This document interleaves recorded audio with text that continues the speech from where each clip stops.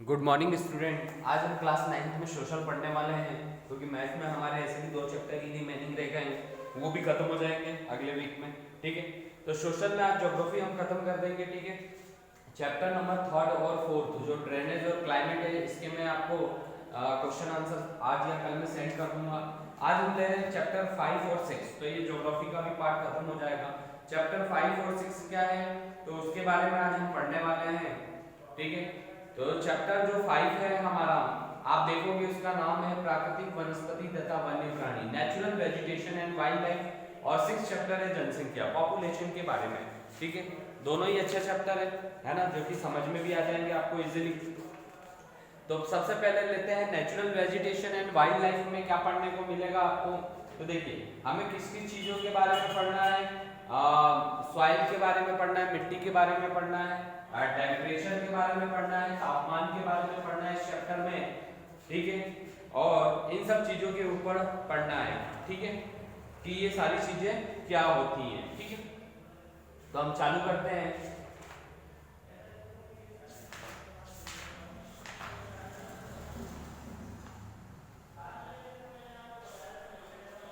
सबसे पहले हम बात करते हैं किसी धरातल, मतलब लैंड। लैंड क्या होती है? भूमि का वनस्पति तथा प्रत्यक्ष एवं अप्रत्यक्ष प्रभाव पड़ता है। क्या पर्वत, पठार तथा मैदान और शीतोष्ण कटिबंधों में एक ही प्रकार की वनस्पति नहीं हो सकती? धरातल के स्वभाव का वनस्पति पर बहुत प्रभाव पड़ता है। उपजाऊ भूमि पर प्राय कृषि की जाती है और उबड़ भूमि असमतल भूभाग पर जंगल तथा घास के मैदान है जिनमें वन्य प्राणी आश्रय मिलता है। देखिए, हमारा जो धरातल भी वो 2 पार्टों में डिवाइड है। कैसे? एक जो होता है, देखा ही आपने में क्या होता है, उस वो होता है, क्या होता है कि एक जो होता है कि जिसपे कुछ भी उगाया नहीं जा सकती, जिसपे फसलें वगैरह उगाई नहीं जा सकती, वो केवल जंगल घास फूस रहते हैं। तो उसी की चीज के बारे में ये बता रहा है हमें। ठीक है, और एक जो होती है क्या होती है, उपजाऊ लैंड होती है, जिसपे हम क्या कर सकते हैं, इजीली कुछ भी चीज क्या कर सकते हैं, उगा सकते हैं। ठीक है, ऐसे ही मृदा विभिन्न स्थानों पर अलग अलग प्रकार की मिट्टियां पाई जाती है जो विविध प्रकार की वनस्पति का आधार है। ठीक है, आपने देखा होगा मिट्टियों के भी बहुत सारे टाइप्स होते हैं। ठीक है, अलग अलग तरह की मिट्टी पाई जाती है, काली मिट्टी, लाल मिट्टी, बालू वाली मिट्टी, कई तरह की मिट्टियां पाई जाती है। ठीक है, टेम्परेचर की बात करें तो वनस्पति की विविधता तथा विशेषताएं तापमान और वायु की नमी पर निर्भर करती है। हिमालय पर्वत की ढलानों तथा प्रायद्वीपों के पहाड़ियों पर 915 मीटर की ऊंचाई से ऊपर तापमान में गिरावट वनस्पति के पनपने और बढ़ने को प्रभावित करती है और उसे उष्ण कटिबंधीय से उपोष्ण, शीतोष्ण और अल्पलाइन वनस्पतियां प्रवर्तित करती है। सूर्य का प्रकाश भी जो है कैसे आता है, किसी भी स्थान पर सूर्य के प्रकाश का समय उस स्थान के अक्षांश और समुद्र तल से ऊंचाई एवं ऋतु पर निर्भर करता है। तो ये दे रखा है कुछ एक ब्रैकेट बना के आपको क्या दे रखा है, टेम्परेचर भी दे रखे हैं। जैसा कि आप देखोगे ये टेम्परेचर है, तो आप टेम्परेचर देख सकते हो कि क्या है टेम्परेचर। ठीक है, अलग अलग टेम्परेचर दिए हुए हैं उन लोगों ने।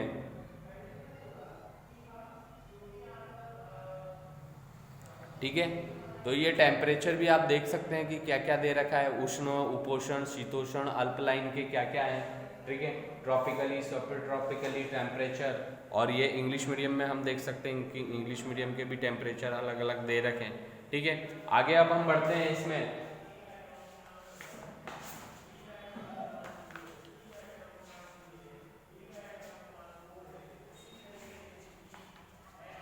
देखिए, टाइप्स ऑफ वेजिटेशन, तो टाइप्स ऑफ वनस्पति कितने प्रकार की होती है, तो वनस्पति हमारे देश में विभिन्न प्रकार की होती है। पहली होती है उष्णकटिबंधीय सदाबहार वन, उष्णकटिबंधीय पर्णपाती वन, उष्णकटिबंधीय कटीले वन तथा झाड़ियां, पर्वतीय वन और मैंग्रोव वन।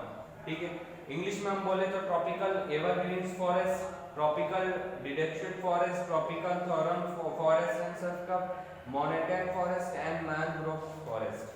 ये कुछ टाइप्स हैं, 5 तरह के दे रखे हैं।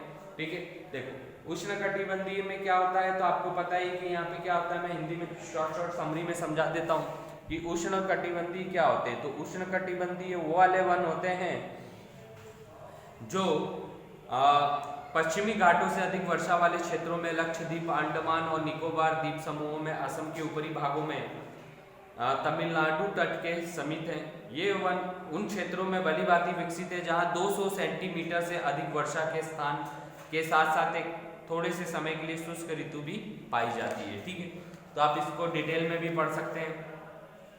पर्णपाती वन क्या है, तो ये 70 सेंटीमीटर से 200 सेंटीमीटर तक वर्षा में रह सकते हैं। वर्ष शुष्क ग्रीष्म ऋतु में 6 से 8 सप्ताह के लिए अपनी पत्तियां गिरा देते हैं। ठीक है, तो ये वाले क्या होते हैं, उष्ण कटिबंधीय होते हैं। कटीले, आपको पता ही कटीले वन कैसे होते हैं, जैसे नागफनी का पौधा है ना, कैक्टस, खजूर, ये सब जो पौधे होते हैं ये क्या होते हैं, लगभग 70 सेंटीमीटर से कम वर्षा में भी ये मिल जाते हैं, इनकी हो जाती है। पर्वतीय वन जो पहाड़ों पे होते हैं 1000 मीटर से 2000 मीटर तक की ऊंचाई वाले क्षेत्रों में होते हैं। ठीक है, ये क्या होते हैं, पर्वतीय वन। प्राणी वाले वन, मैंग्रोव वन क्या होते हैं, तो तटों पर एकत्रित हो जाती है, उन्हें मैंग्रोव कहते हैं, है ना। जो तट वगैरह रहते हैं, नदी वगैरह रहती है, वहाँ पे जो पाई जाती है, इनकी मिट्टी जो होती है किस टाइप की होती है, बालू टाइप की होती है, तो वहाँ पे होते हैं ये टाइप।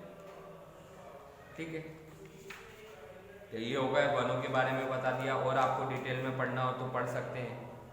ठीक है, अब वाइल्ड लाइफ के बारे में आपको पढ़ा ही रखा है, वन्य प्राणी क्या होते हैं, वाइल्ड लाइफ क्या होता है। तो वाइल्ड लाइफ भी बहुत अच्छा टॉपिक है। वाइल्ड लाइफ आपने देखा ही होगा, डिस्कवरी वगैरह चैनल देखे होंगे तो उसमें देखा ही होगा कि वाइल्ड लाइफ किसको बोलते हैं हम। ठीक है, तो वाइल्ड लाइफ के बारे में दे रखा है। ठीक है, कि वाइल्ड लाइफ क्या होता है, तो वनस्पतियों की भांति ही भारत में विभिन्न प्रकार के क्या होते हैं, प्राणी संपत्ति भी पाई जाती है। जैसे अभी मैंने बताया कि आपको कितने तरह के वन होते हैं, किस टाइप के होते हैं, है ना। अभी हमने पढ़ा कि कितने टाइप्स के वो होते हैं, पेड़ पौधे होते हैं, कितनी सेंटीमीटर वर्षा में पाए जाते हैं, कौन सी मिट्टियों में पाए जाते हैं। वैसे ही अब किसके बारे में हम पढ़ रहे हैं, वाइल्ड लाइफ के बारे में, मतलब वन्य प्राणी के बारे में।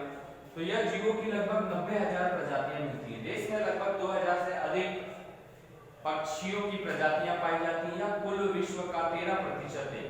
यहाँ मछलियों की 2546 प्रजातियां हैं, जो विश्व की लगभग 12% है। भारत में विश्व के 5 से 8% तक उभयचरीय और सरीसृप तथा स्तनधारी जानवर भी पाए जाते हैं। ठीक है, स्तनधारी जानवरों में हाथी सबसे अधिक महत्वपूर्ण है। यह असम, कर्नाटक और केरल के उष्ण तथा आर्द्र वनों में पाए जाते हैं, आपको पता ही। और क्या क्या पाए जाते हैं, जंगली गधे, ऊंट, भारतीय भैंसा, नील गाय, छोटा मृग तथा बंदर, अनेक प्रकार की जातियां पाई जाती हैं। ठीक है, गुजरात में गिर जंगल है, जहां बाघ, मध्य प्रदेश तथा झारखंड के वनों में, पश्चिमी बंगाल के सुंदर वन तथा हिमालयी क्षेत्रों में ऊपर पाए जाते हैं। ठीक है, तो बहुत सारे रंग बिरंगे हर तरह के पेड़, पक्षियाँ, ठीक है, तोता, मैना, सारस, कबूतर आदि कुछ प्रजाति की पक्षियाँ भी पाई जाती हैं। ठीक है, तो ये हमने किसके ऊपर पढ़ा, आपका वाइल्ड लाइफ के ऊपर। कि वाइल्ड लाइफ में अभी मैंने बता दिया कि लगभग कितना है वाइल्ड लाइफ में, अभी मैंने आपको बताया मोटे मोटे तौर पे कि 90,000 प्रजातियां मिलती है, या देश के लगभग 2000 से अधिक पक्षियों की भी प्रजातियां हैं। तो वाइल्ड लाइफ में ये पढ़ने को मिलेगा, ज्यादा बड़ा नहीं है टॉपिक, छोटा सा ही है, तो आप पढ़ सकते हैं। अगला टॉपिक है हमारा जनसंख्या, पॉपुलेशन। जनसंख्या क्या है, तो जनसंख्या आपको समझ में आ गया कि जनसंख्या है क्या, सभी को समझ में आता है। देखो, मानव पृथ्वी के संसाधनों का उत्पादन एवं उपभोग करता है, इसलिए यह जानना आवश्यक है कि एक देश के कितने लोग निवास करते हैं, वे कहाँ व कैसे रहते हैं, उनकी जनसंख्याओं में वृद्धि हो रही है तथा उनकी कौन कौन सी विशेषताएं हैं। भारतीय जनगणना हमारे देश की जनसंख्या के संबंधित जानकारी हमें प्रदान करता है, आपको पता ही है। जनसंख्या के आकार का वितरण, लोगों की जनसंख्या कितनी है तथा वे कहाँ निवास करते हैं, जनसंख्या वृद्धि एवं जनसंख्या परिवर्तन की प्रक्रिया, समय के साथ जनसंख्या में वृद्धि एवं समय में परिवर्तन कैसे हुआ, इसमें परिवर्तन, जनसंख्या के गुण या विशेषण, उनकी उम्र, लिंगानुपात, साक्षरता स्तर, व्यावसायिक संरचना तथा स्वास्थ्य की अवस्थाएं क्या है।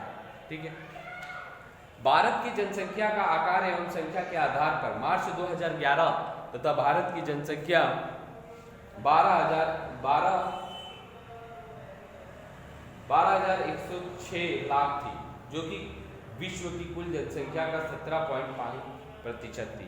यह 12.1 करोड़ लोग भारत के 32.8 लाख वर्ग किलोमीटर में विश्व स्तरीय भूभाग का 2.4% के विशाल क्षेत्र में असमान रूप से वितरित हुए हैं।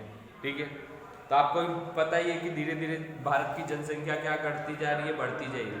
और इसके ऊपर एक ग्राफ भी दे रखा है भारतीय की जनगणना 2011 के अकॉर्डिंग। आप देखोगे तो एक ग्राफ है, ये एक राउंड सा, जो कि आप अपनी बुक में भी देख सकते हो। ठीक है, तो ये आपको एक ग्राफ देखना है। ठीक है, तो ये देखेंगे आप ग्राफ के में पंजाब, असम, झारखंड, केरल, उड़ीसा, गुजरात, कर्नाटक, ऐसे कई स्टेटों का दे रखा है। तो ये आप ग्राफ जब देखेंगे तो आपको समझ में आ जाएगा कि क्या क्या चीज़ें दे रखी हैं इसमें। ठीक,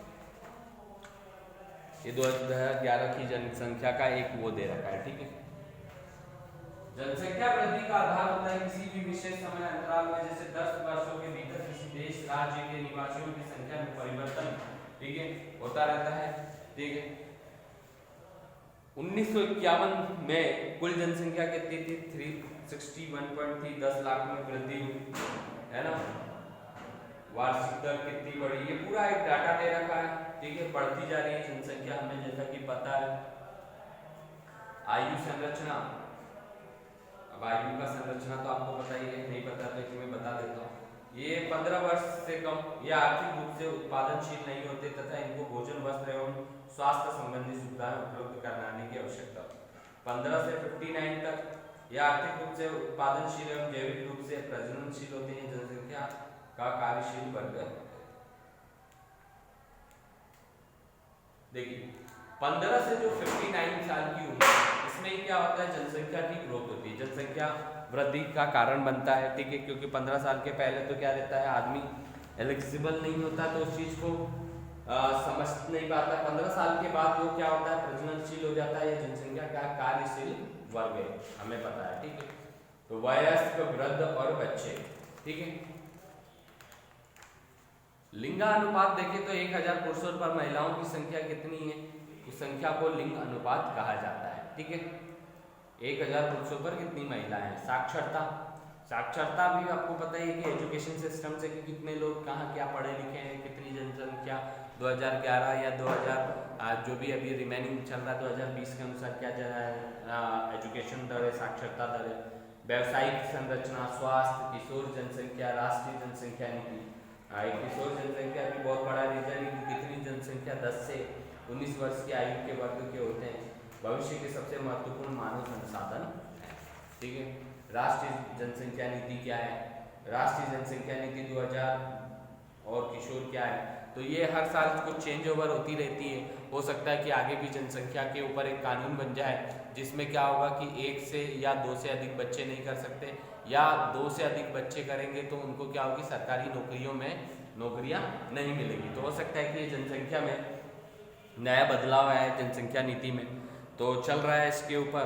तो आपको ये 2 टॉपिक पढ़ना है, natural vegetation, wild life and population. Population आपको क्लियर ही हो गया होगा कि पॉपुलेशन किस चीज के बारे में बता रहा था।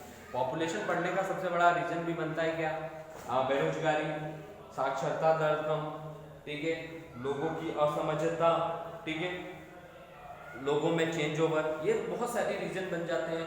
सबसे बड़ा रीजन तो बेरोजगारी, पॉपुलेशन बढ़ने का कारण। ठीक है, तो इसको हमें कम करना होगा जिससे हमें रोजगार सही टाइम पे उपलब्ध हो सके। ठीक है, तो ये आपको ये अब मिल जाएंगे, 4 चैप्टर हो गए, चारों चैप्टर के आपको क्वेश्चन आंसर मिल जाएंगे आज से कल के बीच में।